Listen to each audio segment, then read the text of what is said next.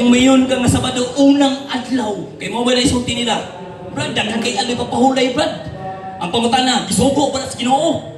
Dili oy, isa ra ang adlaw kay papahulay isugo sa Ginoo. Mao ang ikapito. Unsa man ang ikapito? Domingo ba? Dili. Unsa na siya? Sabado. Less than 2 minutes. Less than 3 Okay, minutes. salamat kayo, Director, no? Okay, salamat kayo, no? So, klaro kayo mga igsunan, nga naipit yun ang atong kaatbang, nga nang naipit man.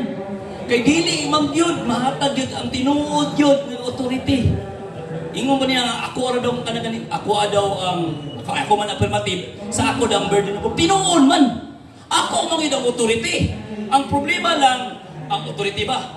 Ako ang burden of proof. Tinuod man, ako ang burden of proof. Pero ang iyang burden of proof na pagguba sa akong pagtulunan, wagid ka guba.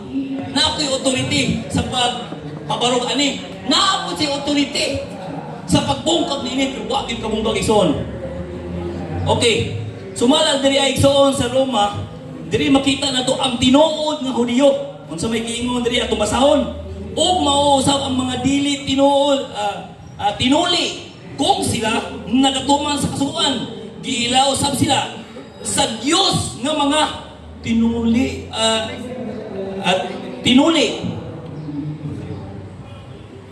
Busa kamo mga Hudiyo ipakadautan sa mga dili Hudiyo tungod kay ginalapas ninyo ang kasubuan bisan anaa kaninyo kining sulata nga kasubuan o bisan tinuod kamo sila nagatuman ba gayud ang tinuod nga mga Hudiyo o tinuod nga mga tinuli dili ang tao kansang mga ginikanan sa Hudiyo o 1 kansang pagkatinuli 1 minute. sa lawas nun.